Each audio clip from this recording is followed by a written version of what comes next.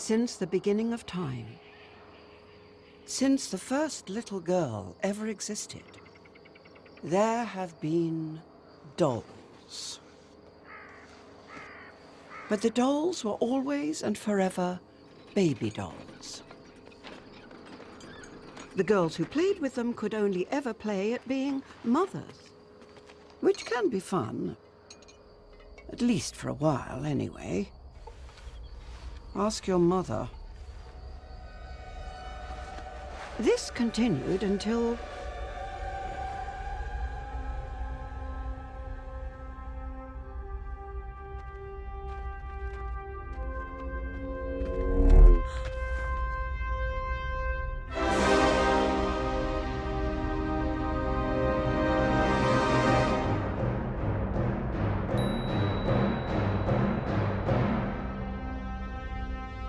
All right, everyone. Welcome to Brandon at Random Reviews. I am your host, Brandon Griffiths. Thank you for stopping by. I do appreciate it. If you like listening to a guy talk about one unsystematically chosen movie at a time in weekly episodes, then look no further. To keep up with the newest content, you can find Brandon at Random Reviews on most major video and audio platforms, as well as all popular social media sites. If you enjoy this, please like and subscribe. My apologies if this seems a little off. I'm trying out some AI options, so this episode was made with a digital clone avatar of myself. To be clear, these are all my words, and I did not use AI to generate anything from a script standpoint. I'm hoping this will cut down on editing time, but who knows? Today's movie is Barbie, released on July 21st, 2023, directed by Greta Gerwig. Written by Greta Gerwig and Noah Baumbach. For the cast, we have Margot Robbie, who I have noted here is unreasonably hot, who plays stereotypical Barbie. Ryan Gosling plays Beach Ken. Kate McKinnon plays Weird Barbie. I absolutely adore Kate McKinnon, by the way. John Cena plays Mermaid Ken. America Ferrera plays Gloria. Helen Mirren plays the narrator. Will Ferrell plays the Mattel CEO, and Michael Cera plays Alan.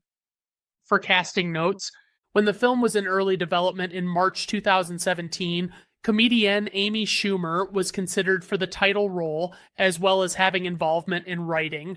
Schumer later said in 2023 that she exited the production over creative differences.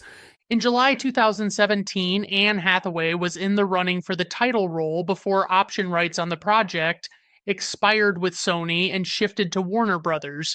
John Cena was desperate to appear in the film and said he would take any role. When he was offered the part of Ken Mermaid, he took it instantly.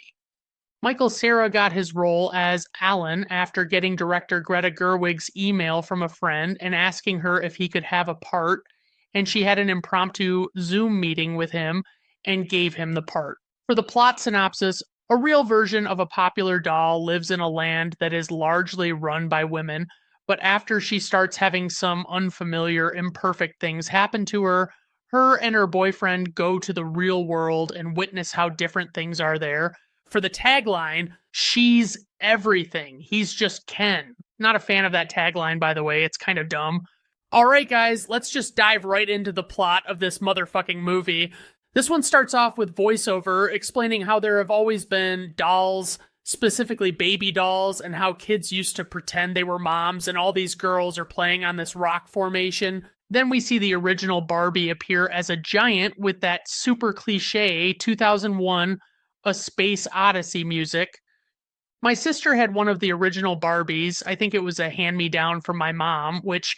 if you knew my mom, that would probably surprise you. I get the feeling she was never big on Barbies.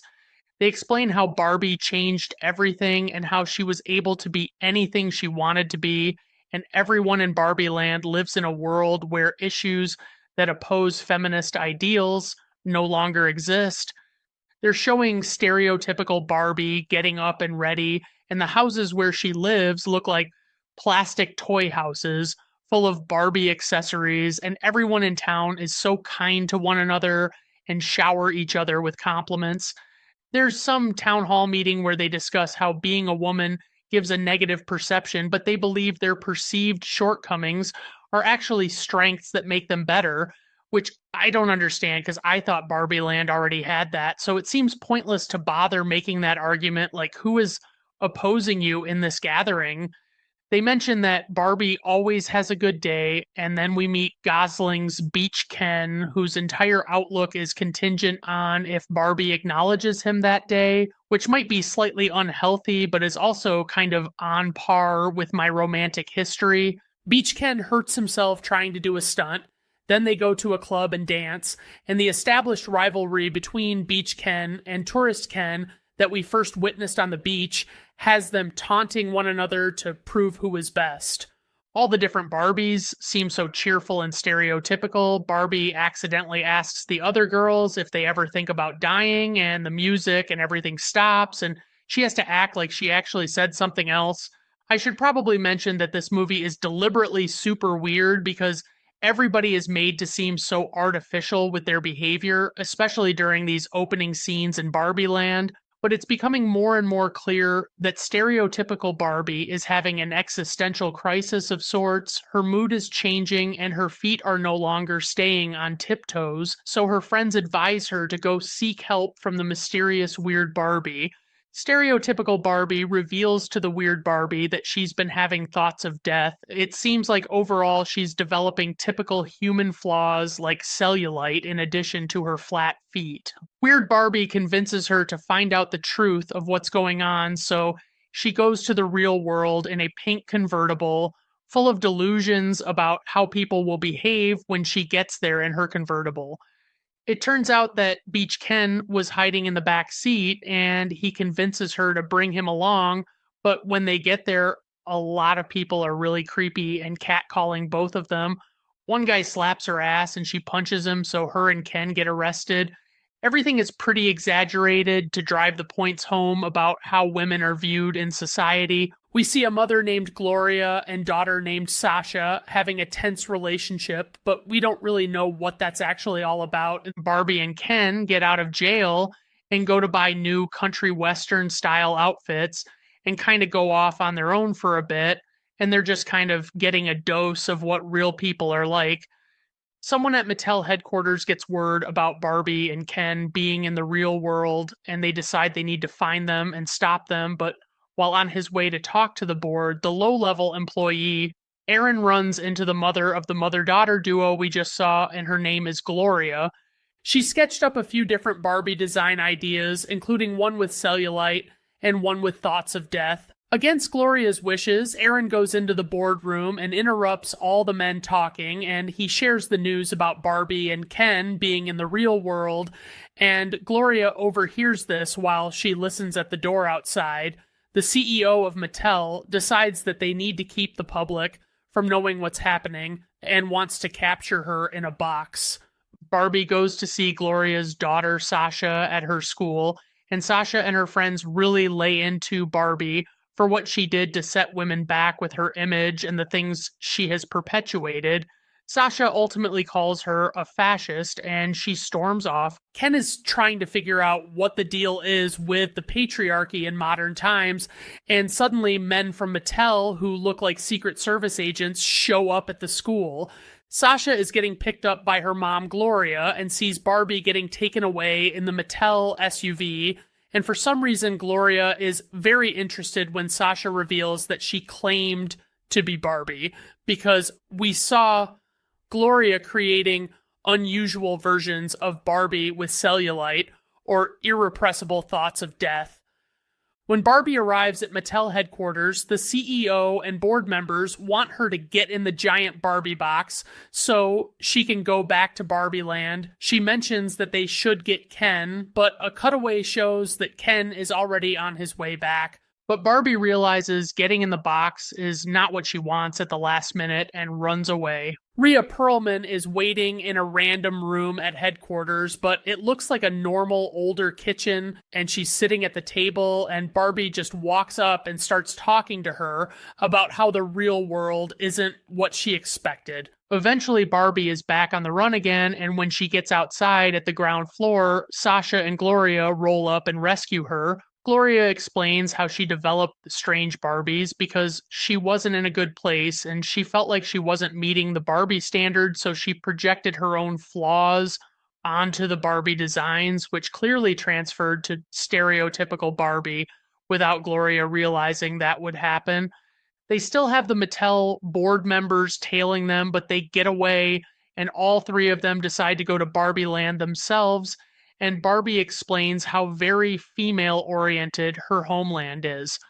Barbie is under the impression that bringing Gloria back to Barbie Land will somehow resolve all of her issues, but Barbie starts to immediately notice that a lot of things are more like the real world there, and this appears to be the result of Ken spreading the word about the patriarchy to all the guys, and he's become quite a macho douchebag. Barbie notices that the other girls have fallen into new, more demeaning roles, waiting on the guys.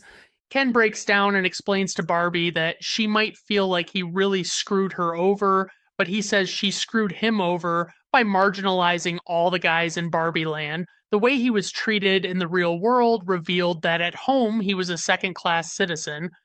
I was like 65 minutes into this, and the whole time I felt like the social commentaries and stuff were just so heavy-handed, and I understand that it's not supposed to be subtle, but it's so unrelenting in its message from the jump.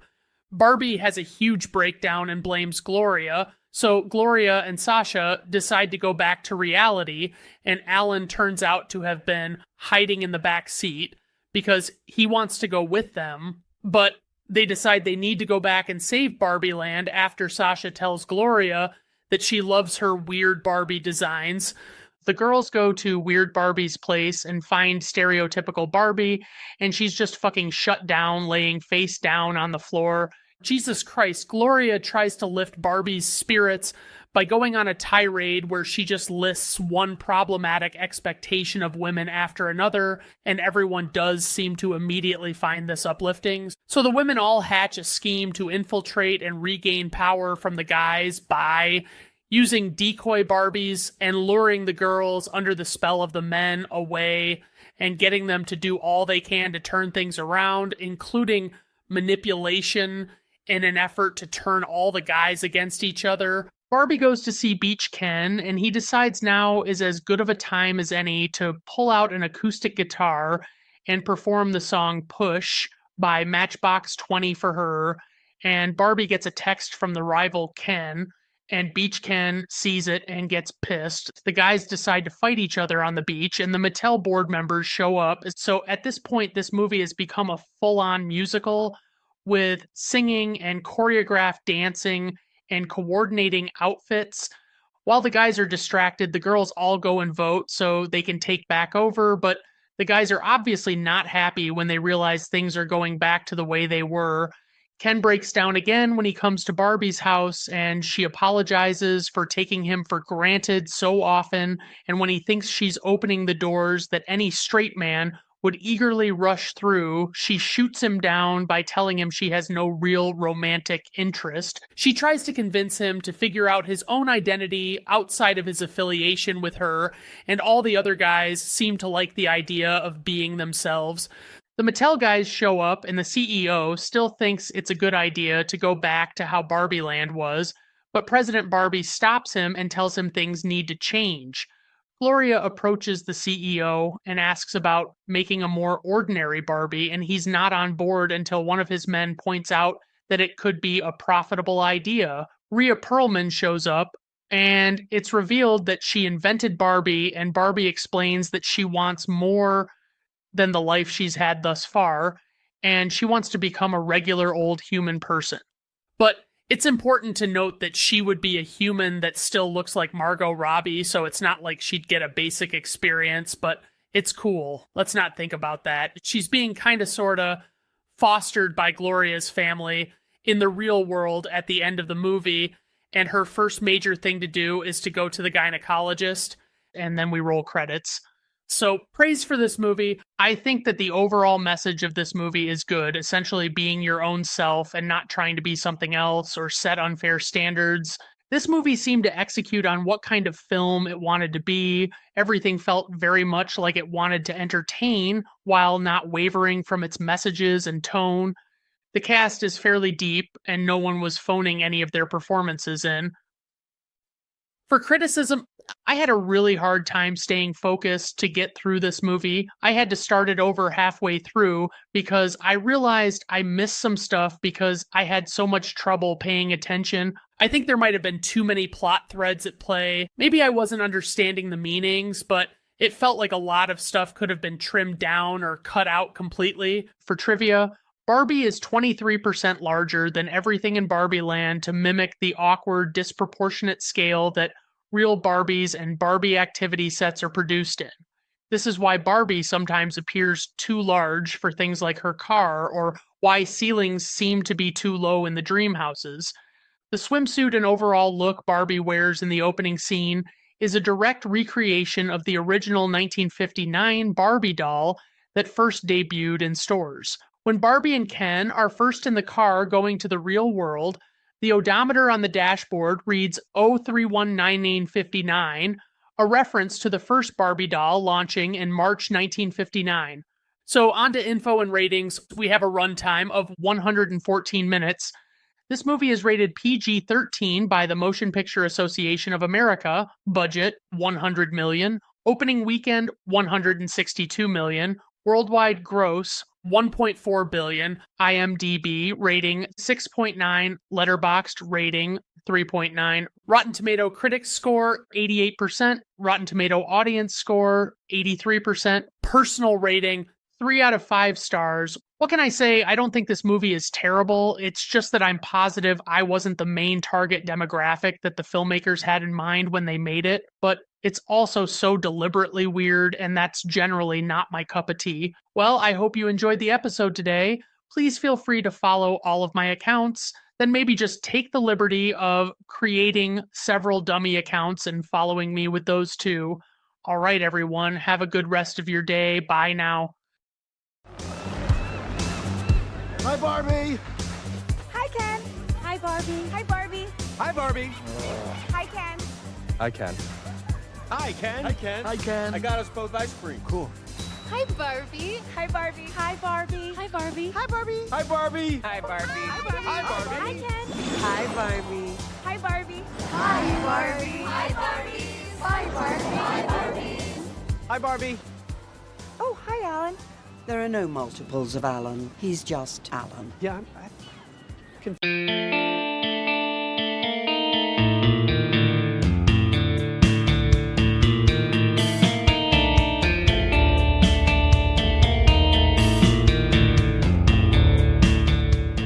Brandon at Random Reviews artwork, theme music, and podcast are written, performed, recorded, engineered, directed, and produced by Brandon Griffiths in association with Brandon at Random Reviews Entertainment.